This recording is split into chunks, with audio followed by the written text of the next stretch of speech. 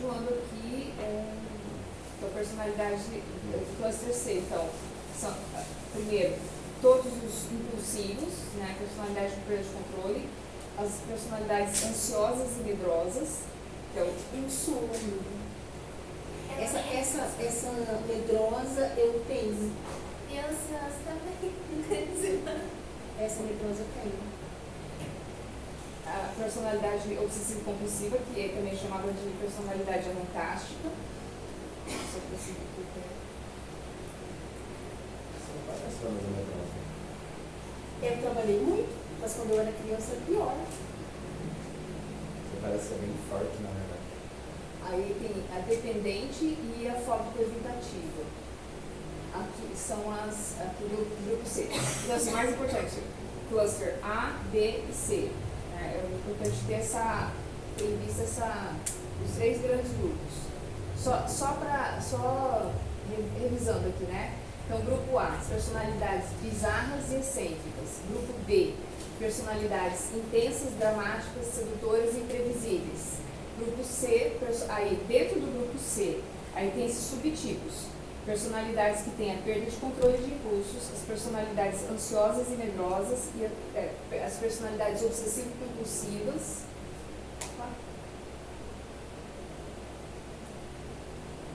Personalidade dependente e a personalidade fóbico-evitativa. Aí tem um transtorno que um grupo para transtornos que na verdade não se enquadra naqueles 3 clusters A, B e C, que são o passivo-agressivo, isso é famoso, né? O depressivo, o negativista e o masoquista. Esse eu vou falar rapidamente, só para terminar essa parte já. O passivo-agressivo é o clássico, aquele que ele te dá uma espetadela bem sutil, que parece até que você não nota na hora. Você fica mal, você sai mal, você fica mal o dia inteiro, você não sabe o que aconteceu. Porque a espetadela é tão sutil, tão passiva, cirúrgica, tão sutil que você não percebe a agressão que você sofreu. Às vezes tem pessoas que passam décadas num relacionamento desses. Passivo-agressivo. A pessoa passiva-agressiva. Então, é uma relação tóxica, é um tipo de relação tóxica. Entendeu? E não parece, não é o tipo narcisista. Pelo contrário, porque o narcisista, ele se acha, não, esse daí é o tipo, ele é modesto, ele é pacato, né? Ele é bonzinho, então, mas ele está sempre te dando, aqui e ali, ele te dá uma estocada, você não percebe. Às vezes você passa décadas numa relação assim e você fica assim, engraçado com a pessoa. Até você começar a juntar e outra pessoa falar, e você fazer a conexão, aí você começar a isolar as frases, né? E eu vejo uma pessoa, por exemplo, direto anda com as unhas bem, às vezes não, né? Mas geralmente quando eu tô com normal. Esmalte escuro, né? Eu não fico, estragou, tal, eu já troco, né? Mas esmalte claro dá pra ficar mais tempo. A pessoa chegou pra mim e falou assim: eu sei que para você é mais fácil, porque você com certeza não lava a louça, mas quanto tempo você consegue ficar com esmalte na mão? Chamamos de quê? Preguiçosa, indolente, boa vida, né? Aí daí na sequência perguntou: você usa alguma técnica, você passa alguma coisa para o esmalte durar mais? A sua manicure tem uma... Me enrolou na conversa. Me enrolou na conversa. Me enrolou na conversa porque 20 quilômetros depois que eu falei, gente, eu fui agredida. Então assim, ela parece masoquista. O tom dela, O né? tom tipo, é masoquista, você fica com dó da pessoa. Entendeu? Ela te deixou mal, mas você não percebe. Ela pediu uma ajuda de você. A pessoa, entendeu? Só que ela te dá umas. Foi né? uma faca de 2 gumes. Tipo, ela te machucou e ela machucou ela também. Pra ela. Não sei que machucou ela, não. Ela tentou induzir ela para uma... Ela floriu a situação para te atacar. Exato. E entendeu? fica boazinha. Você olhando, você acha que ela é, mas ela não é. Então ela tem o passivo-agressivo é um tipo muito difícil de você detectar, porque ele é muito sutil, ele é rasteiro, Né? Então, E bonzinho, né? Porque se colocou numa situação de me ensina aí como faz, né? Qual é o seu segredo? Mas ainda bem que Qual o seu segredo? Mas é legal essa autodefesa nossa, porque a Cris falou uma coisa assim, depois que eu fui, entendeu? Porque se na hora a gente for já no raciocínio, a gente já lasca, né? Já briga, né? Mas depois que você começa a perceber É uma autodefesa também do Mas cérebro. depois que você começa a perceber esse padrão de comportamento, você começa a perceber mais rápido. Depois, é aula. Na segunda ela não faz, mas na primeira a gente cai. Ela caiu.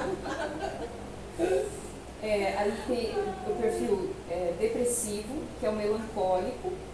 Não é que ele tem depressão, porque a depressão, assim, a pessoa está normal, tem depressão, ela melhora, ela tem depressão de novo, ela melhora, ou vai ficar eufórica, não. O depressivo, ele é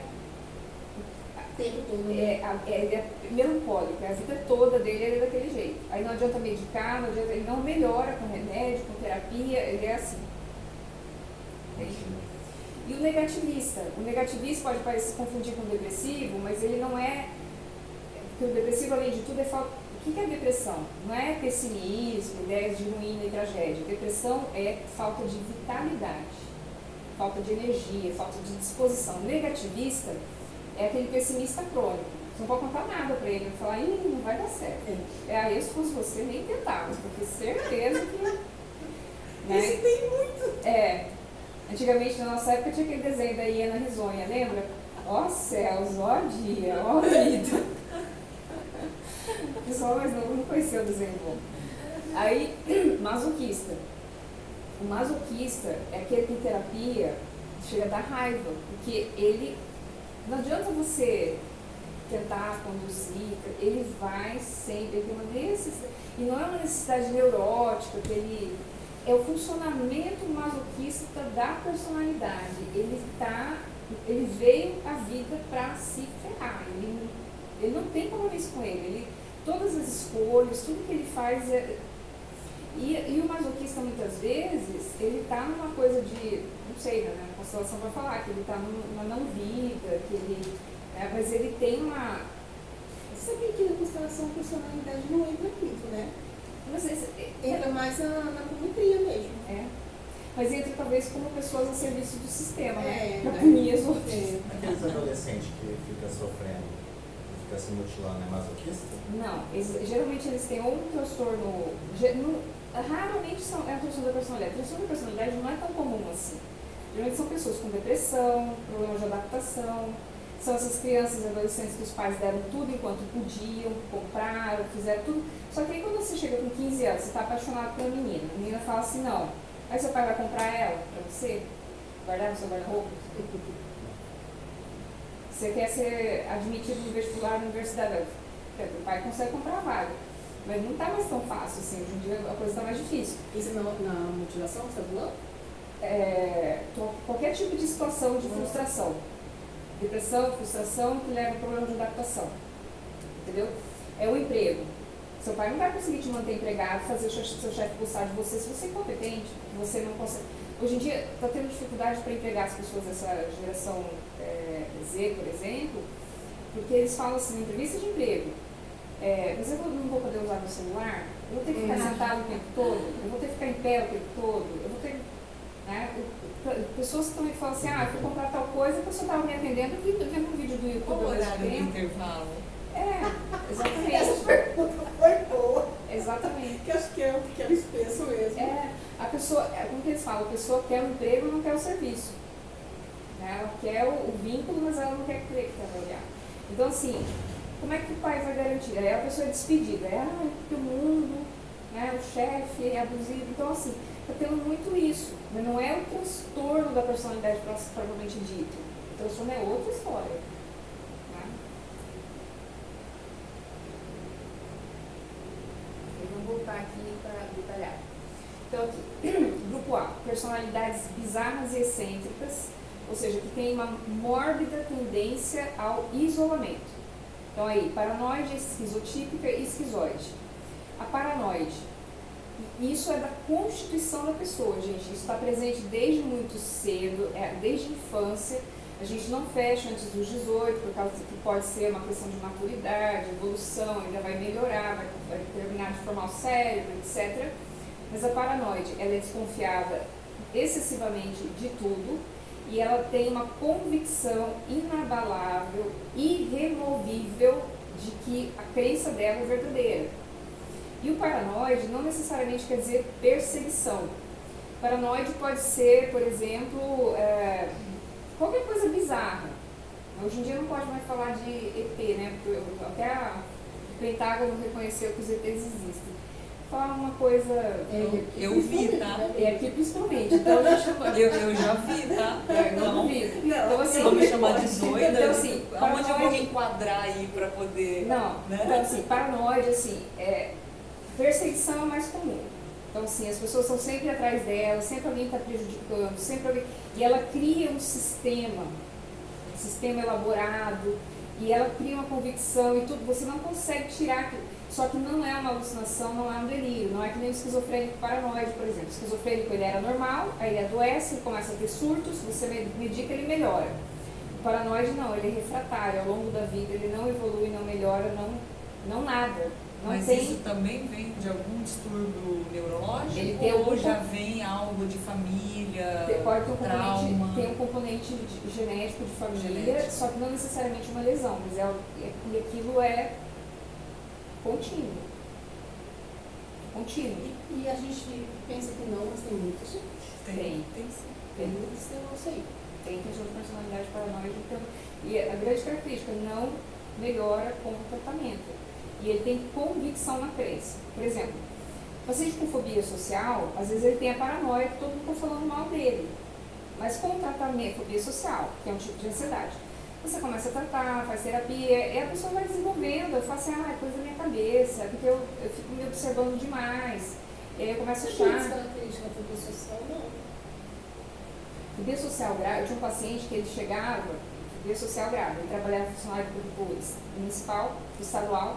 Ele trabalhava numa sala, na época quando começou a informatização, assim, ele trabalhava num cubículo isolado, só ele. Para mim, fobia social era mais ligada, por exemplo, eu tive fobia social, mas era shopping. Tipo assim, eu chegava no shopping, eu passava mal, eu chegava em feira. Não, isso ele nem ia nesses lugares. Ele trabalhava porque tinha que trabalhar e o chefe bonzinho botou ele no cubículo. Aí caiu o chefe, entrou o chefe novo, o chefe não falou assim, existe. Existe, você está trabalhando, você tem que se socializar. Tirou ele do cubículo e botou ele no meio do povo, na sala com mais 10 colegas. Ele começou a ter ataque de pânico, e que forçou ele a se expor, e nem que falar, ele só tinha que estar junto com as pessoas. Aí ele começou a ter ataque de pânico. E você sabia que, por exemplo, eu lembro que eu tive as crises, era do nada, tipo assim, eu estava no meio do shopping, de boa, estava andando. Eu tenho que ir embora, que não vou ficar lá. A Bia perguntou assim, tem embora aqui, Bia. Era fantástico. Isso passou. Não, hoje eu não tenho mais, mas eu tive. Mas é ansiedade. Eu tinha para falar em público. Isso é a fobia social clássica, que é leve para moderada, desigualdade gravíssima. Aí tá, ele foi parar no consultório para medicar, a medicação deu uma melhoradinha, só que ele não queria voltar no trabalho, de jeito nenhum, pegou. E é funcionário público, né? Daí para ali. Aí, mas era engraçado, porque eu chegava para atender, assim, tava aquela sala que atendia pacientes, ele tava, a sala toda, de 3, 4 pacientes, ele estava atrás do vaso de planta. Eu não fazia, não. Não, aí pensa, né? Aí, lógico, tava todo mundo olhando pra ele, falou assim, não tem problema, e todo mundo cochichando. Esse aí não tá bem na cabeça não mesmo. Entendeu? Ele tá no lugar certo. Entendeu? Então, assim, a pessoa, lógico, aí ele acabava desenvolvendo, só que mesmo nele, quando você argumentava, ele falava, eu sei, eu sou esquisito, mas é que eu não consigo ficar no meio das pessoas. Mas assim, então fica esperando lá de fora. Quer dizer, ele tinha convicção de que o quê? Quando eu conversava, ele era paranoide. Né? Ele não chegava a ser paranoide, ele era um fóbico social grave, Tá. entendeu? Mas que beirava uma paranoia. Entendeu? Ele falava, as pessoas estão falando de mim, assim, mas também olha onde que você estava esperando a consulta. Olha o que você estava fazendo. Aí ele, tá, é verdade. Então ele não tinha convicção. Entendeu? A hora que você argumentava, ele, entendeu? A personalidade paranoide, não, você não tira, entendeu? Aí é aquela pessoa que fecha, veda a casa toda, que os vizinhos vão tentar jogar gás por baixo, vão jogar granada por cima, tudo é fechado, entendeu? E às vezes não é só assim, perseguição por perseguição, é porque ele tem uma paranoia assim, de que ele é rico, poderoso, mas também não é uma síndrome bipolar, não é uma coisa que a pessoa era normal, piora, melhora e trata, não, ela é direto, estável, contínua daquele jeito, então não vai ter altos e baixos, continuamente. Agora, então, quando existem os altos e baixos, então já um outro tipo melhora, de piora, transtorno. fica normal, aí pode ser um bipolar, o bipolar também pode ficar paranoico às vezes. O esquizofrênico paranoide, ele tem delírio de perseguição. Entendeu? Então é a doença, não é o transtorno da personalidade. O transtorno da personalidade é contínuo, estável e assim, não tem argumentação, não tem remédio, não tem o que você faça, ele vai continuamente ficar daquele jeito. Ou pode ser também traumas de família, né? Não confiar, o pai ou a mãe, não sei o que lá, foi muito ruim, não confio em ninguém. Sim, Daí mas onde vem tem alguma desconfiança excessiva. Mas tem algo de genético, de temperamento, porque, por exemplo, você tem gente que são 5 irmãos, Sim. Todos passaram pelo mesmo trauma, mesma experiência, mesmo histórico de parto, só um é assim. Desconfia de tudo. Exatamente. Entende? Então, por exemplo, essa pessoa ela não consegue, na família, no casamento, na relação social, ela vai ter prejuízo, ela não vai se adaptar. Mas não é por conta do trauma ser diferente do entendimento de cada um, dos elementos dos 5 filhos? Isso é uma questão que vem da genética mesmo, né, Cris? Isso, porque não é comportamental. Porque senão os outros irmãos teriam também algum grau de comprometimento, não exatamente o mesmo, mas teriam algum tipo de... Os outros são normais. Sim. Porque quando ela mas tem fala, alguma coisinha. ela fala, os outros viveram mesmas situações e fatos, entendeu? Então, E não teve nenhuma coisa diferente no parto dele, não teve um trauma, não teve uma encefalite, não sofreu um acidente de carro, não teve nada. Acho interessante você falar isso, né? Em relação ao parto, né? A gente nunca para pra pensar, né? Eu também fiquei pensando, analisando, né? fiquei Os também. partos todos foram complicados, né, Então, os filhos. pois é. Tem gente, por exemplo, que tem essa coisa de lobo temporal e antes de começar o tratamento, ela falava assim, ontem mesmo eu atendi uma paciente, hoje ela está super bem. A filha dela, tem uma base genética nisso, a filha tem muito essa coisa, ela tem uma fobia social muito importante, a filha, e volta e meia ela acha que estão falando dela. Mas não tem essa convicção também, a filha tem fobia social. A mãe falou assim, engraçado, sumiu essa coisa que eu tinha de que as pessoas estavam falando de mim, sumiu totalmente. Mas quando eu tive a minha condição, não era esse a minha queixa, Cris. Eu não tinha esse negócio de outros falar. Eu tinha a questão de, por exemplo, a sensação que eu tinha quando eu entrava no shopping, que aquilo me abafava. Tipo assim, nossa, parece que eu não ia sair dali, entendeu? Cada pessoa, por exemplo, você tem a questão do lobo temporal. O que você tem mais forte do lobo temporal, além dessa coisa mediúnica? Você tem fobia. Você tem uma fobia específica. Fobia de lugar muito fechado, fobia de lugar muito aberto. A agorafobia e claustrofobia. E é muito comum na pessoa que tem lobo temporal irritado, alguma lesão, uma disfunção, por exemplo, fobia de chuva, fobia de barulho, fobia de inseto, fobia de fobias. Eu tinha de gato, você acredita que hoje eu venci o dedo do gato? Então, fobias. São fobias. Fobias são medos irracionais. Medos, assim, desproporcionais e irracionais de coisas que não têm justificativa. Bom, aí continuando. Esquizotípica. A esquizotípica e a esquizoide, os nomes são parecidos, né? Mas a esquizotípica é assim, a pessoa acredita que ela tem habilidades extrasensoriais, poderes paranormais, que ela é super importante, super valorizada e ela não tem concentração. Ela lembra assim, um DDA, um déficit de atenção, paciente com déficit de atenção, falta. E como não tem concentração, ela não consegue fazer as coisas começo, meio e fim e tudo. Mas o que chama mais atenção, a conduta bizarra dela, excêntrica, é porque ela acredita que ela... É tipo aqueles caras, fora os golpistas e charlatões, né? Mas aqueles caras que falam, que conversam com sabe lá o quê, que tem conexões com... Os paranormais. Então, mas a pessoa que tem essa habilidade mediúnica, vamos dizer assim, uma certa paranormalidade, mas ela é produtiva, aí não. Um esquizotípico, não. Essa pessoa que sai... Eu estou entendendo o que você está falando, porque aqui eu já percebi muito isso. Às vezes o cara tem tanta crença naquilo, ele acredita tanto naquilo, que, nossa, é incrível. Então, ele é Ele o não cara, questiona nem o que tá. mas ele é o cara, ele se acha o último biscoito do pacote, ele tem superpoderes, habilidades extrasensoriais, né? é O ego. elevado, tal, não consegue produzir, não consegue fazer nada, entendeu? Ele não é produtivo, ele não consegue se sustentar. Mas ele se acha o último biscoito do pacote e tem essas crenças mirabolantes, superpoderosas. Tem muito nome, hein? É que tá aparecendo na internet, deu palco, deu todo mundo. né? É. Então são habilidades assim, porque não tô lembrando agora, não tinha aquele homem do raro, homem do não sei o quê. Eu sei que é um lugar que a gente trabalha muito com a cara da espiritualidade, mas eu entendi a Cris quando ela quis dizer assim em relação a. Ela falou assim, todo mundo acredita em ET. É que ultimamente esses paranormais aqui, eles também estão vindo com muita, né? Sim. Com umas coisas assim que você fala assim, gente, será que isso existe mesmo?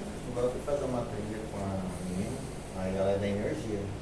Aí tipo, tava na pedra, tava sentindo a energia. Eu falei, eu trabalho com isso, eu não sinto, mas como que não? Tá todo mundo Na pedra. sentindo a energia, eu falei, meu pai do céu. Por exemplo, aí ela pode falar que os gnomos das pedras conversam com ela, que ela tem superpoderes, que ela pode tirar, se você tiver uma tia doente, ela vai curar sua tia com as pedras, porque ela tem autorização dos gnomos verdes poderosos das pedras. Meu pai do céu, a mãe toda tem energia assim, e eu não senti nada. Então, o esquizotípico ele é mais extravagante, entendeu? Ele tem essa e ele quer realizar, interagir, ele quer. O esquizoide não, ele é introvertido, esquizoide ele é pra dentro, só que ele não é, por exemplo, autista.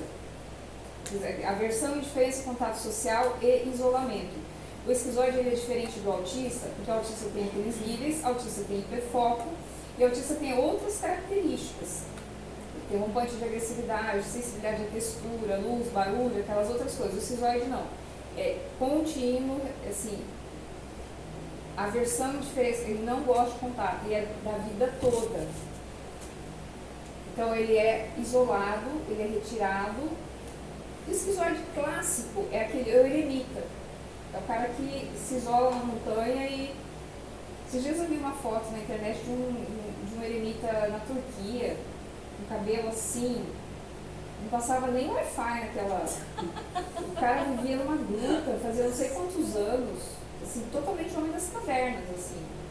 Ele tinha se retirado da civilização, não tinha, aparentemente não tinha histórico de psicose, nada. O esquizoide não tem psicose, não tem delírio, não tem nada. Ele simplesmente não tolera contato social.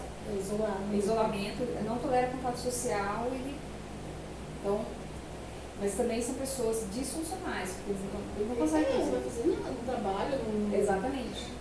O autista, leve, moderado, o espectro autístico leve e tal, ele pode ser funcional. Funcional sim, pode ter um trabalho, pode ter... O esquizoide ele não vai nem se habilitar para isso, entende? E aí, o esquizoide grave, ele vai ter muitos outros sintomas que daí já não preenche o critério para esquizoide. Grupo B. Esse é o grupo mais interessante, né? Porque ele é mais rico, mais cheio de variações e tal, e o que chama mais atenção. Então são as personalidades intensas, dramáticas, sedutoras, impossíveis e imprevisíveis. Então, em primeiro lugar, histriônicos, histéricos. A personalidade histérica é da estrutura da pessoa. Por exemplo, cada um de nós, dependendo do estresse que a gente estiver passando, do nível de problema que você estiver enfrentando um atrás do outro, você pode ter uma reação histérica passageira. Por exemplo, você pode sair do ar por alguns minutos, algumas horas, até alguns dias. Mas isso é o quê? É um mecanismo de defesa para você não pifar. Para você não ter um colapso total, o seu cérebro desliga, você entra em estado de choque. O popular estado de choque é um estado de reação histérica. Ou de algum trauma muito grande? Um trauma muito grande. Você sobreviveu a uma queda de avião. O avião chegou no solo, todo mundo morreu, sua família inteira morreu, só você. Primeira coisa, você fala assim, gente, será que eu estou morta? Eu sou espírito, eu estou aqui vagando entre as... Você vai entrar num tilt, né? E aí você pode entrar, a pessoa te encontra, você vai ficar ali em estado de choque. Por quê? Aquele estado chama de dissociação histérica. É uma pessoa normal, madura, tranquila, estabelecida, serena, centrada, só que você fica em estado fora do ar por algumas horas ou dias, porque aquilo vai te proteger de infartar, de ter um troço, de ficar louca ali, entendeu? Então é uma reação histérica. Então, em questão de Uma reação acidente, isso histérica. acontece direto. Normal, reação histérica. Pode acontecer normal. Isso é uma normalidade? É até. É Ó, acidente que ela tá vou falando. falar uma Um acidente. Ó, uma história real de reação histérica que terminou mal. Isso é uma história dos anos 60. Isso antigamente era mais comum, reação histérica. Hoje a pessoa tem pânico. É mais comum ter pânico. Reação histérica era comum no passado. Então, essa história começou nos anos 50, 60. Um empresário lá em São Paulo. Ele teve uma súbita paralisia do braço direito. Ele ficou preocupado, o cara era um produtivo, né, ativo, ele é empresário. Levaram um hipnoterapeuta. E o cara fez aquele, né, vou contar até 3, quando sai 3, você vai liberar seu braço. 1, 2, 3, liberou o braço, mandou o homem para casa. Foi para casa, pegou a arma e deu um tiro na cabeça. Então a reação histérica era para impedir ele de se matar. Entendeu? Como o sobrevivente da queda, impedir ele de ter um colapso, um AVC, um infarto. Entendeu? Então é a defesa do Cérebro para a pessoa não ter uma reação pior. Então o cérebro se protege entrando numa reação histérica, reação Incrível isso. passageira, Incrível. entendeu? Então, Cris, aquelas coisas que eu falo pra você assim, tem muita gente, quando a gente está fazendo uma apometria, a gente vê com 3 anos que a pessoa não lembra o que aconteceu com ela. Pode ser isso? Bloqueio. Pode ser uma situação dessa? Pode ser um bloqueio.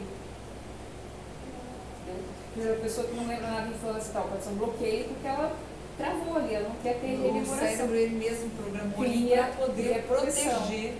Bota numa caixa preta e lá fica. Incrível, né? Mas vocês Nossa. acreditam que eu tô esquecendo o trauma meu?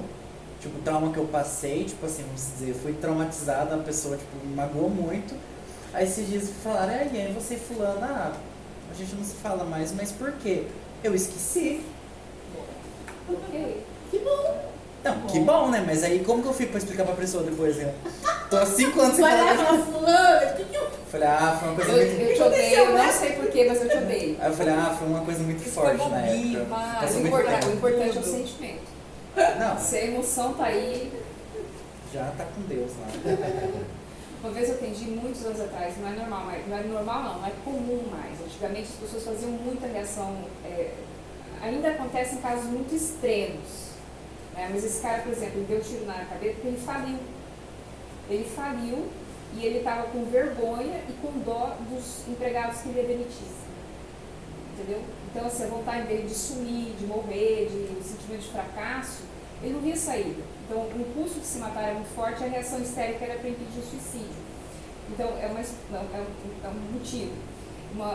Isso eu cheguei a atender, quando eu era residente ainda. A mulher chegou cega. Ela chegou com a cunhada cega. Ela ficou cega por quê? Aí a cunhada, eu vi o marido com outro. Era o irmão dela. Ó, essa história eu sempre conto. Ela saiu mais cedo, a patroa liberou ela mais cedo, ela em vez de avisar o marido ia buscá-la, ela resolveu ir sozinha para casa fazer uma surpresa pro marido. Eu falo para as pessoas, não façam Não isso. faça surpresa. Avisem, liguem, mandem mensagem, faltam 10 minutos, faltam 5 minutos, para dar tempo E ela foi fazer surpresa. Chegou a amiga, melhor amiga, na cama dela, com a lingerie dela, com o marido dela. Aí ela... E a reação histérica tem uma simbologia. Por exemplo, o cara, ele quis dar um tiro e ficou paralisado. Ela viu que ela não dava conta, ela Ficou sério. sério. E quando ela foi lá na psiquiatria, fazia 2, 3 dias que ela estava Sério. assim. E todo histérico, todo paciente com reação histérica, ele tem um sintoma chamado bela indiferença. É assim, a bela indiferença. Se você ficar sério de uma hora para outra, você não vai ficar histérico? O histérico não, ele fica assim.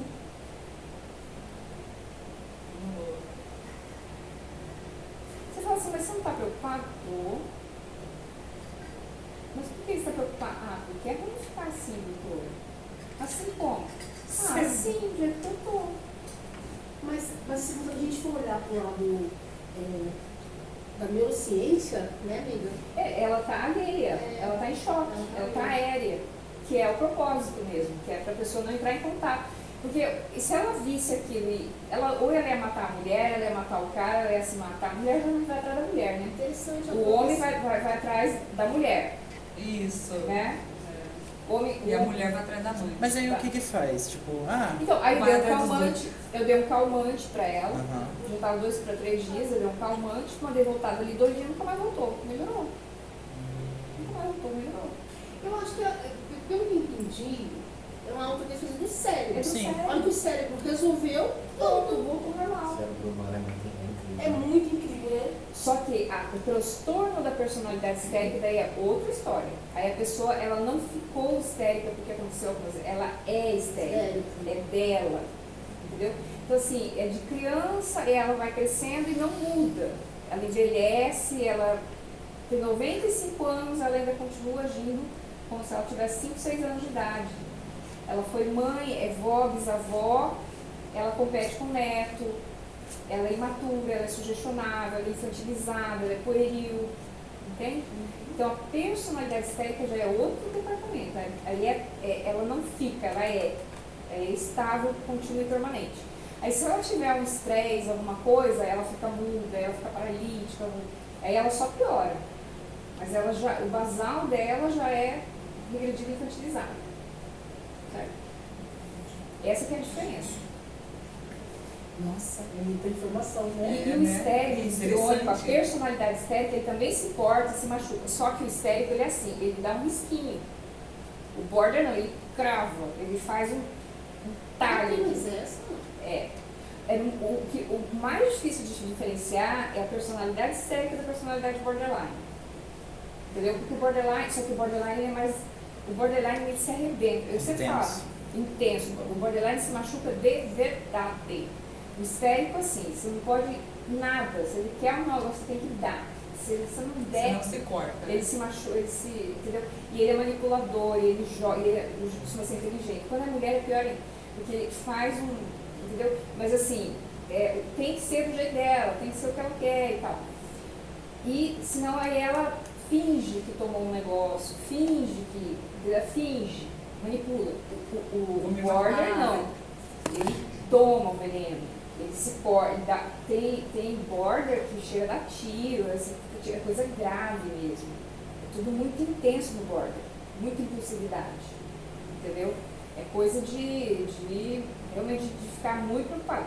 O histérico, às vezes, ele pode, numa coisa assim de fingimento, ele pode acabar se machucando sério, mas sem querer. Agora o border não, o border você tem que ficar de olho, porque ele pode realmente acabar, né?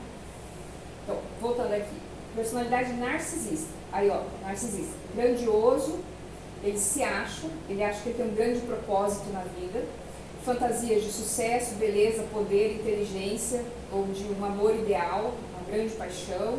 Eles acreditam que são seres especiais, superiores, únicos, um unicórnio dourado, querem ser atendidos pelos melhores, né?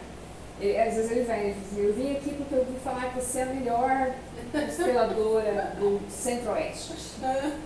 E se ela estiver É bem isso ela mesmo. vai se achar, né? Tem uma expectativa irracional de que vão ser atendidos de uma maneira muito especial. Entendeu? Você vai estender o tapete vermelho, vai Para atendê-lo. E tem uma falta de necessidade de atenção e de empatia com o outro. Então, conscientemente ou inconscientemente, ele está explorando o outro, é frio. Isso é o narcisista de verdade. Tá? O narcisista, transtorno da personalidade narcisista. Agora, tem muito falso narcisista, tem que se separar, que é o neurótico narcisista. Que, na verdade, ele tem um sentimento de inferioridade, na verdade, ele se sente um lixo, e aí ele compensa, fingindo que ele se convence que ele é um maioral. E ele diminui, é a pessoa que chega diminuindo todo mundo. Para ele ser grande, ele tem que diminuir todo mundo. Então, essa é a diferença. O narcisista, não, ele tem certeza que ele é o melhor das galáxias. O neurótico narcisista, não, ele tem um sentimento de inferioridade, ele compensa, só que para perceber, você tem que estar mais de perto analisando. A maioria que você acha que é narcisista, na verdade, é neurótico, super compensado. Né? Ele desenvolve como mecanismo de proteção e defesa aquela necessidade neurótica de parecer maior do que ele é. Entendeu? Não é que ele tem tudo aquilo, ele está sempre, no fundo, é sentimento de inferioridade. E não se preocupa com ninguém, né? Sim, mas no neurótico tem sofrimento. A personalidade narcisista não, ele faz sofrer. Entendi. Entendeu? Borderline. Então, o borderline, padrão difuso de instabilidade nas relações interpessoais, no jeito de pensar, na cognição, no comportamento, na autoimagem, nos afetos, são muito impulsivos e eles não podem lidar com nenhum tipo de abandono. Né? Real e imaginário não importa. Qualquer tipo de abandono, ele vai reagir de forma, ele vai fazer essa atuação, né, o acting out, a automutilação é uma forma muito frequente. E ele tem cronicamente esse sentimento de vazio e abandono. O histérico é o que mais chega perto disso, porque ele tem uma carência, ele faz tudo para ter as pessoas em volta, mas não é assim uma ou outra pessoa, ele quer todo mundo, ele quer o circo em volta dele, ele quer todo mundo prestando atenção. Só que quanto mais ele faz isso, mais as pessoas se afastam, porque as pessoas não dão conta de lidar, é uma pessoa muito chata. O border, ele geralmente tem isso com uma ou outra pessoa, que é o objeto do afeto, e aí ele não suporta nenhum tipo de ruptura com essa pessoa. E aí, quando ele acha que ele está sendo abandonado de alguma maneira, só que você tem que ver a questão da neurose, de abandono, de coisa. Eu tinha um paciente que ele tinha muita coisa de border, muito comportamento de border, relacionamento afetivo para ele, domingo de noite, domingo de tardezinha, ele começava com aquela angústia, aí ele começava a se matar, começava não sei o quê, e era isso a partir da adolescência. Aí, e essa coisa, ninguém me ama, ninguém me quer, ninguém não sei o quê, mas ele tinha essa coisa também. Parto complicado, difícil, altas habilidades, QI muito alto, todas as supercompensações de lesão neurológica. Não faltou QI, né, amiga? Não, você tem. Aí olha só, ele tinha todas essas coisas, impulsivo, que é o lance da epilepsia, fobia, ele tinha tudo. Já tinha tido episódios de pânico, tudo. Hiperfoco, um monte de coisa. E ele estava com um terapeuta. Aí um dia eu chamei a mãe, porque eu não sabia mais o que fazer com o guri, estava medicado, com impulsividade, tudo, e ele continuava treinador. Cada vez que ele se apaixonava por alguém, era um troço. E aí eu chamei a mãe, fui conversando com ela, de repente eu percebi que os dois estavam com o mesmo terapeuta, a mãe, e ele tinha um problema com a mãe, porque na infância tinha sido a criança perfeita. Ele tinha um irmão normal, então pro irmão a mãe ia no colégio, ia falar com o professor, ia na reunião de pais e mestres, ia ver o boletim, porque o irmão era normal, dava problema e tal. Ele era perfeito, ele não dava problema nenhum, então a mãe nem ia, ele sempre aluno nota A, nota máxima, então ela não ia, e ele se sentia abandonado, entendeu? Então ele tinha uma neurose, e de um QI muito alto, e tinha essa impulsividade epilética. Aí, esse problema da adolescência, com o namorado no relacionamento, quando eu fui ver, chamei a mãe para conversar, a mãe falou, o meu psicólogo, falei, quem que é seu psicólogo? É o mesmo do fulano. Eu falei, como assim? Porque os dois estavam sempre em conflito, porque ele queria o amor dela, ela estava cansada, ela falou assim, não me arrependo de ter tido filho. Filho é um fardo, o fulano é bonzinho, o fulano é normal. Mas o Beltrano me cansa, eu já não quero mais. Dá para devolver? Ela fala desse jeito. Então, assim, você, com essa dificuldade de relacionamento com o Beltrano, você não pode ter o mesmo terapeuta que ele. Já não deve ser a mãe, e ainda mais tendo esse conflito, não dá. Mas o psicólogo falou que não tinha problema. Aí eu já comecei a ficar... Será que é psicólogo mesmo? Porque todos que eu conheço falam que não pode ter vínculo.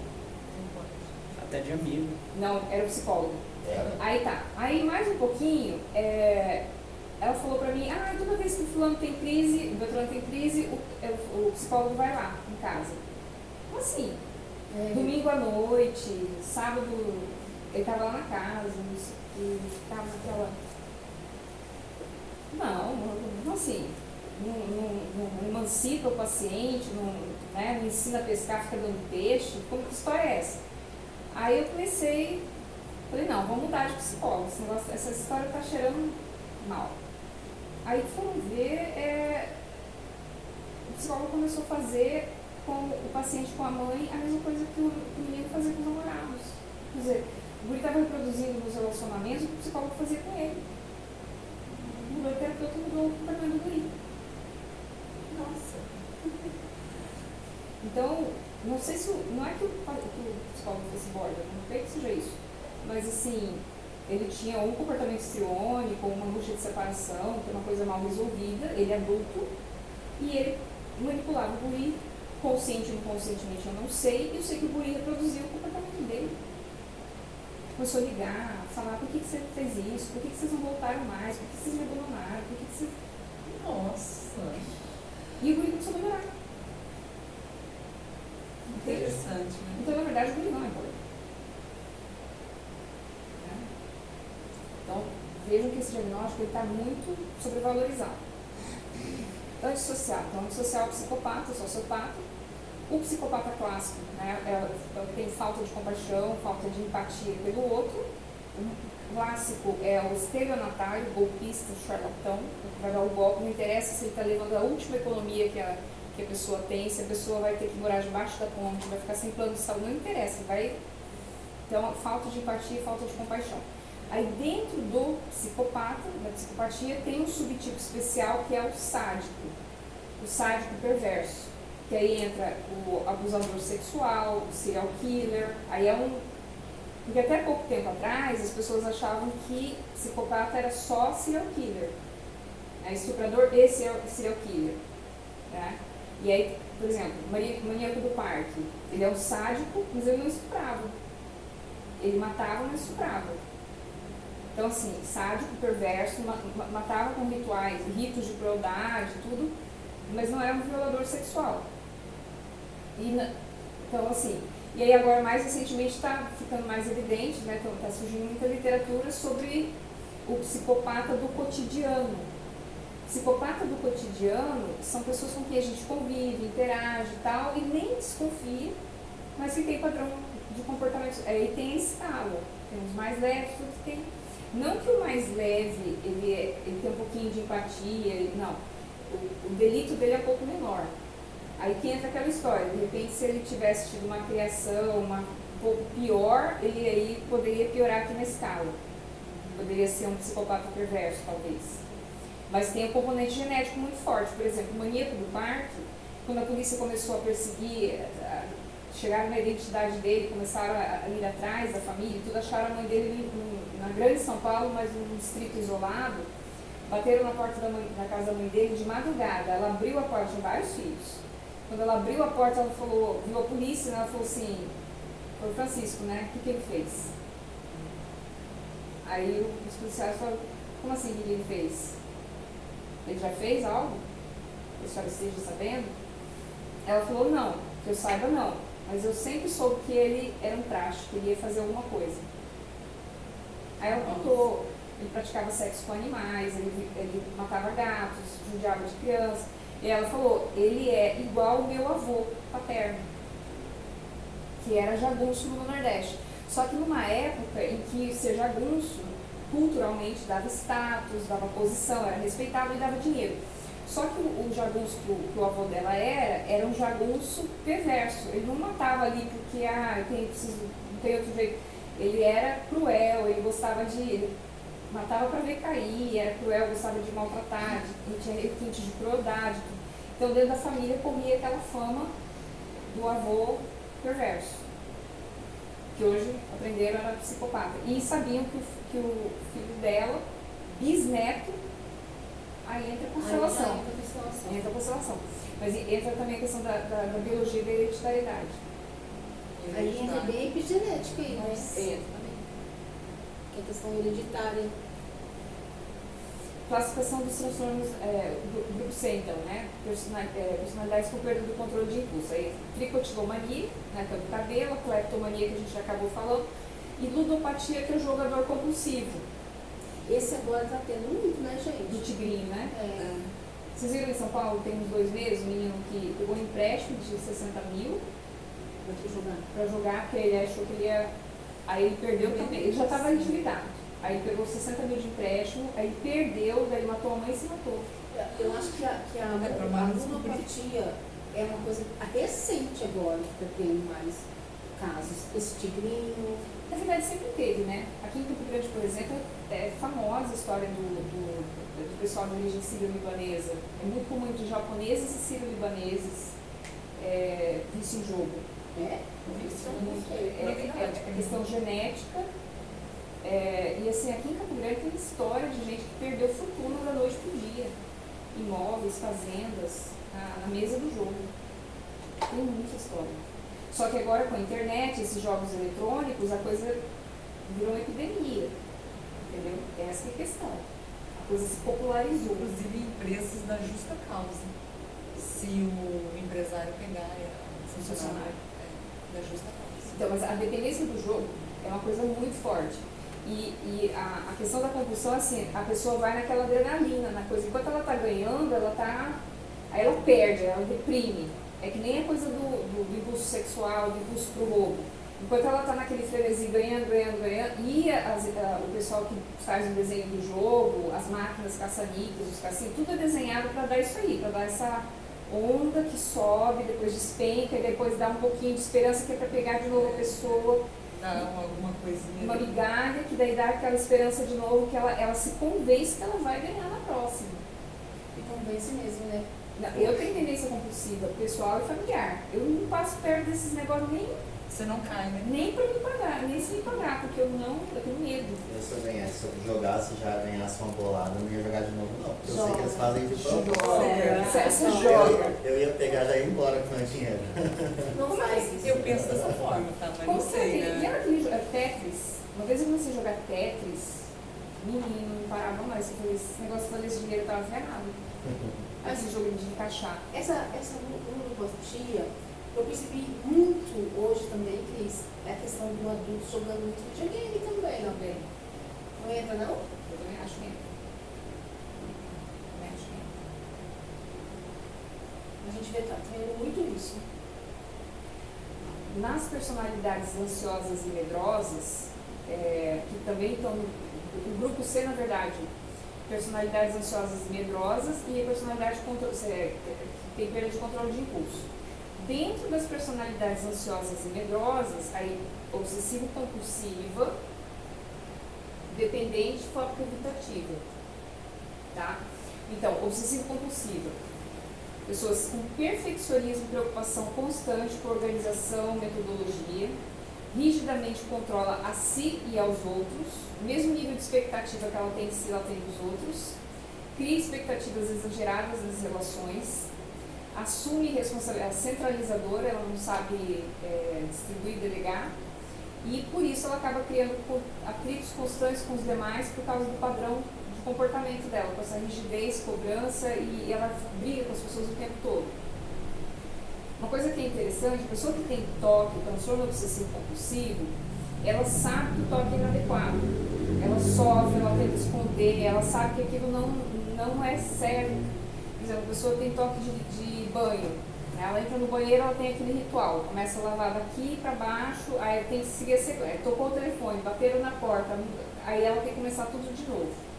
Aí o banho pode levar 5 horas. Não sabia também. 5 horas, 6 horas. Ela sabe que aquilo é inadequado, ela sabe que aquilo, mas ela não consegue não fazer. Então ela sofre com aquilo. Toque de limpeza, toque de verificação. Ela sabe, ela sofre, ela sabe que aquilo está errado. Ela toque de verificação. Ela vai, volta, vai, às vezes volta para casa 50 vezes. Nossa senhora, quanto que a gente já quis matar minha irmã. A gente tava lá dentro do shopping. Minha irmã, a gente não fechou o carro. Aí eu falei, fechou. Não fechamos. Eu falei, Priscila, fechou. Não fechou. Lá vai nós lá no carro. Ela pega as 4 portas. Ela abre Verificando, 2 né? vezes. Eu tenho isso com As ferro. 4 ó. portas. Tinha uma história, uma história Mas isso engraçada. é mais assim, uma coisa segura, segurança, né? Mas de No toque caso mesmo, a do pessoa não ferro. fica 1 ou 2 vezes, ela fica 50. Eu tinha uma paciente, uma história de uma paciente, não foi por causa de nível que eu vi. Ela tinha com ferro. Ela ia do trabalho, ela voltava para Não, casa. eu tipo, saio assim, eu penso, eu desliguei o ferro, eu tenho que voltar, verificar. Aconteceu isso comigo Você chega a ontem, voltar? gente. Agora eu parei, mas Ah, eu tá. fazia. Ah, tá. Ah, que bom. Fazia assim, fiz. Mas eu tinha esse medo que ela falava. Se eles te ligarem, Quando elas você vão fala assim, eu tenho um amigo, aí fica melhor. É, Aí você não fala Eu que é digo você. esses dias, essa história dessa mulher, assim, ela voltava dezenas de vezes. Não, isso não. Dezenas Não, no ferro não. do ferro. Aí um dia ela pensou Só assim, duas. vou levar o ferro pro trabalho. Eureka! Ela pegou, pôs na bolsa e levou pro trabalho. Ela ficou com Tem gente que grava. Ela falou assim, mas mesmo assim não adianta. O paciente É? com alucinação que grava. Será que eu gravei mesmo? Não, tem paciente. Exato! Será que essa gravação é boa? Será que essa data tá certa? Tem paciente que gravou pra mim. Ele tava tendo alucinação, ele gravou. Porque uma vez eu vi num filme, numa série, ó, a pessoa gravou, tá vendo? Não tem. Aí a pessoa falou, é verdade, no filme e na série. O paciente psicótico, ele gravou e mostrou pra mim, não tinha nada. Falou, tá vendo, doutora? Tá aqui, ó, a pulga gigante que eu falei pra senhora. Você. Tá, né? Então, não, isso não adianta. O rapaz, essa moça do ferro, ela ficou uns dias, funcionou, ela ficou assim, gente, como eu sou inteligente, por que eu não fiz isso antes? Aí começou, deixei o gás aberto. Ai, Aí o fogão e o gás não tinha como ela levar para o trabalho. Então, se você não resolve, não trata e tal, não adianta, você desloca. Então, não tem essa solução mágica. O meu é quando meus pais viajam. Meus pais viajam, eu fico sozinho em casa, né? Aí eu vou trabalhar. Aí daí eu apertei o botão, eu fechei o portão da garagem. Aí tô quase chegando na Ceará, eu falo, o portão da garagem. Então, essas coisas assim que eu falo. Mas aí eu volto. Eu volto porque eu quero chegar na minha casa e a casa tá lá. Entendeu? E não ter ligado com meus pais em outro estado e falar assim, ó, então, como que eu explico?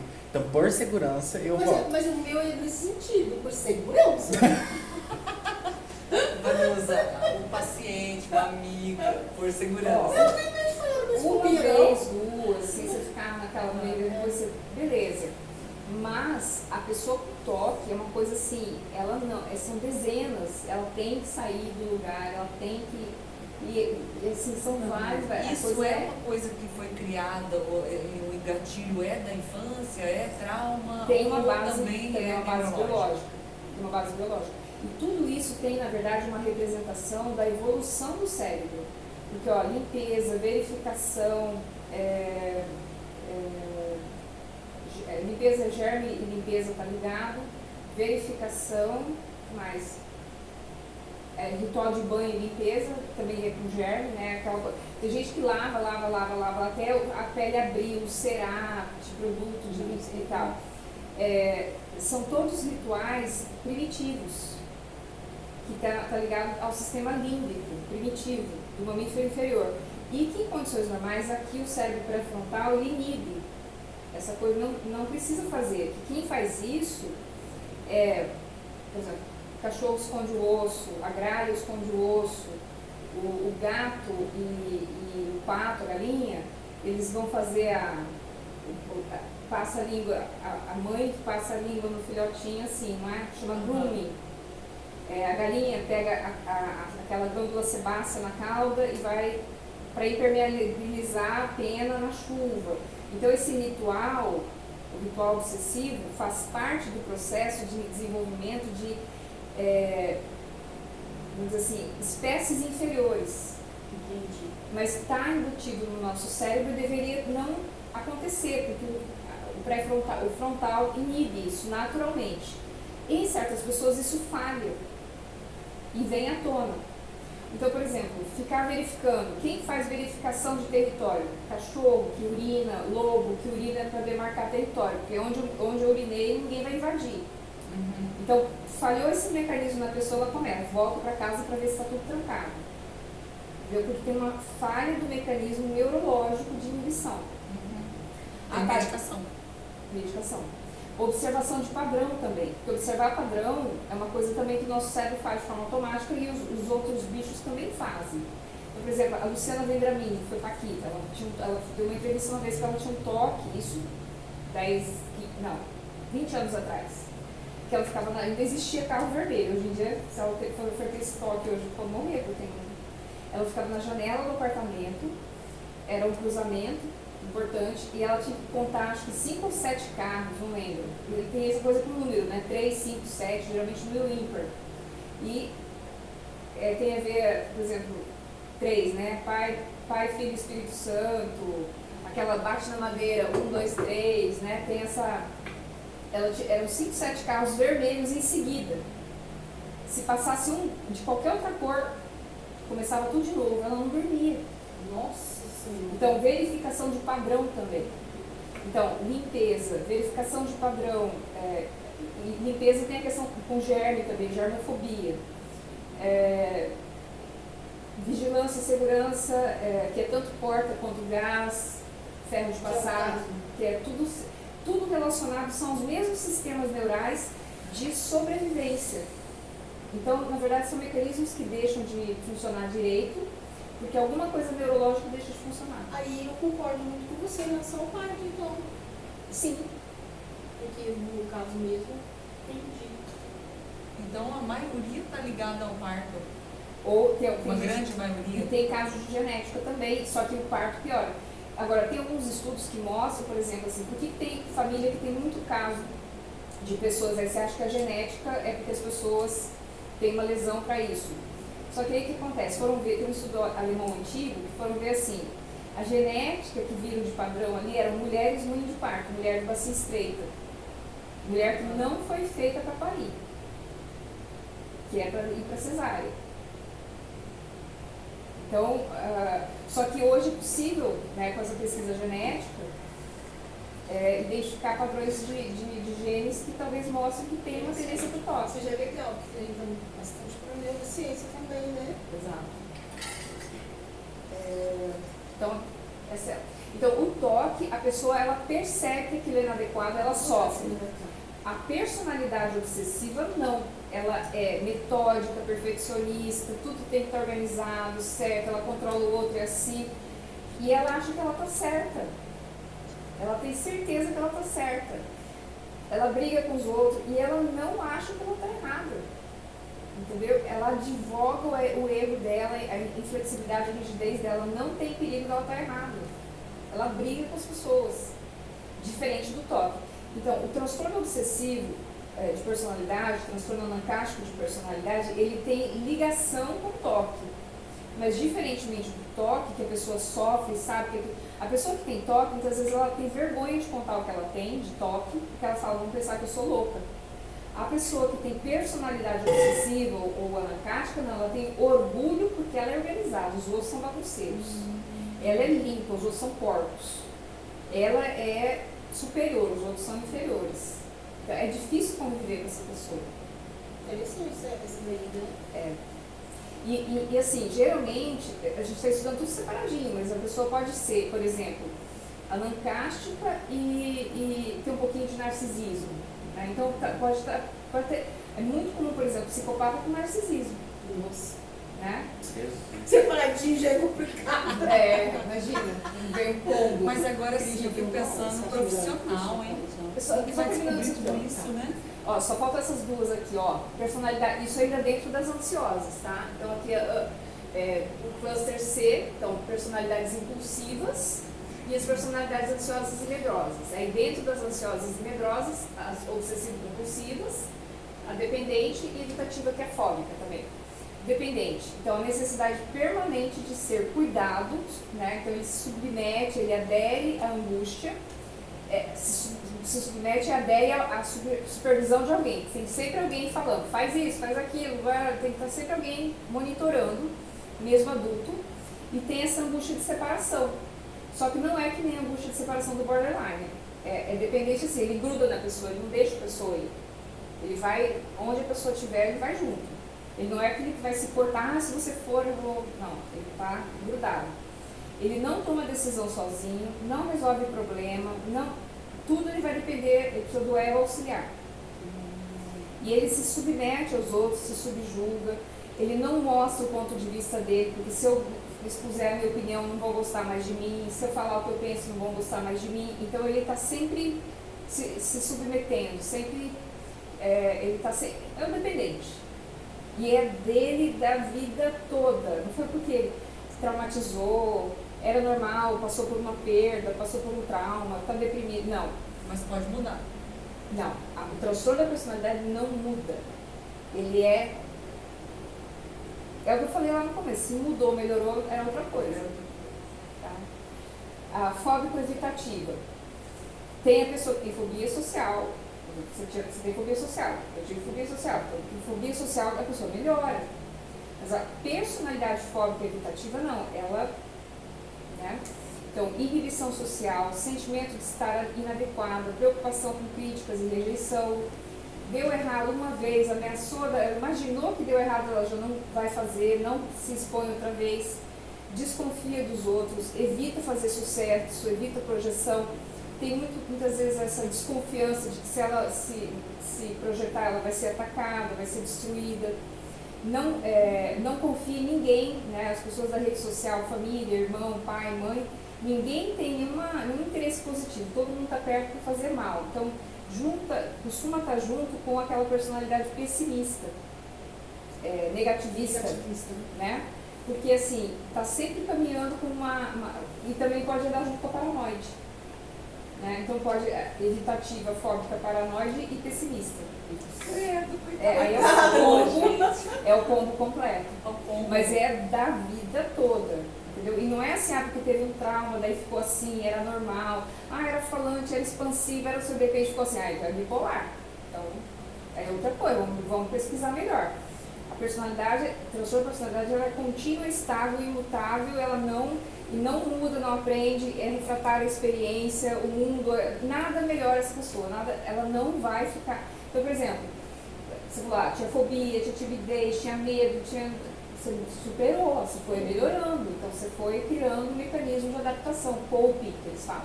E você criou resiliência, então não é transtorno da personalidade evitativa fóbica. Entendeu? Isso. Aí aquela outra parte ali que eu já tinha falado, né? Que é o que está fora dos clusters, né? Que está solto, né?